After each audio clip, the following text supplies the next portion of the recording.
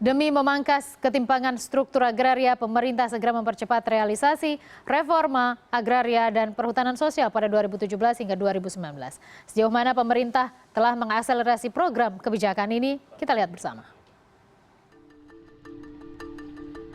Guna menjalankan kebijakan pemerataan ekonomi di masyarakat, pemerintah berencana untuk mereformasi sektor agraria dengan memangkas kesenjangan kepemilikan lahan. Pemerintah akan meredistribusi 21,7 juta hektar lahan melalui program reforma agraria dan perhutanan sosial. Redistribusi ini meliputi 12,7 juta hektar lahan melalui perhutanan sosial dan 9 juta hektar lahan yang terlantar. Pendistribusian 9 juta hektar lahan secara gratis ke masyarakat dilakukan melalui 4 skema yang terdiri dari 400.000 hektar hak guna lahan dan 600.000 hektar lahan transmigrasi. Kemudian terdapat 3,9 juta hektar legalisasi aset atau pemberian sertifikasi dan redistribusi lahan kawasan hutan sebanyak 4,1 juta hektar. Persoalan redistribusi lahan bukanlah persoalan sederhana. Pasalnya, basis data terkait identifikasi dan verifikasi lahan milik pemerintah masih belum tersedia secara akurat. Hal ini berpotensi menimbulkan konflik agraria akibat izin yang tumpang tindih. Menteri Koordinator Bidang Perekonomian Darmin Nasution juga mengakui hal ini. Ini sebenarnya kita harus data dengan baik tanahnya.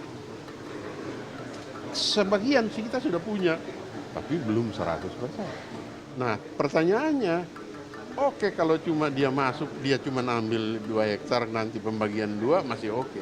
Kalau dia ngambilnya 12, nah bagaimana? Harus ada aturan mainnya. Sementara dari segi regulasi, pemerintah perlu segera menyiapkan payung hukum yang jelas terkait konversi lahan dan pelepasan kawasan hutan kepada masyarakat. Ini diperlukan agar lahan yang telah diberikan oleh pemerintah tidak dipindah tangankan secara sepihak.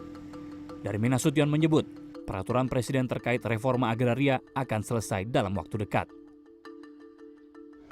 Kepresnya ya perpresnya. Perpresnya itu sudah hampir sebulan tuh di tempat saya. Nah ya mungkin 1-2 minggu inilah selesai. Melalui skema reforma agraria, diharapkan redistribusi lahan tidak hanya sekedar membagikan lahan secara gratis, namun juga adanya upaya memberikan nilai keekonomian bagi petani. Pasalnya, sektor pertanian masih menjadi tumpuan utama sebagian besar masyarakat Indonesia.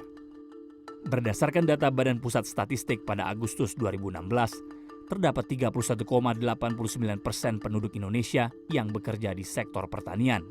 Dalam hal ini, keberhasilan program reforma agraria perlu disertai kebijakan program yang komprehensif. Artinya, ketersediaan benih, pupuk, kepastian harga produksi, serta infrastruktur pertanian perlu dilakukan secara menyeluruh oleh pemerintah. Dengan demikian, muara dari kebijakan reforma agraria ini dapat berujung pada peningkatan produktivitas lahan dan meningkatkan kesejahteraan petani. Kus Indra, CNN Indonesia.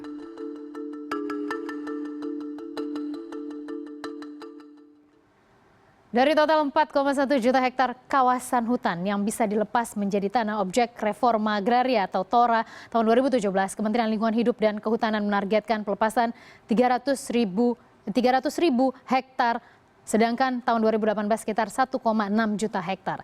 Rencananya daerah Sumatera yang tergolong masih terdapat banyak hutan akan dikeluarkan untuk dijadikan lahan produktif. Itu masih belum lihat, paling daerah Sumatera lah. Karena di Jawa kan tidak bisa dikeluarkan ya. Kenapa?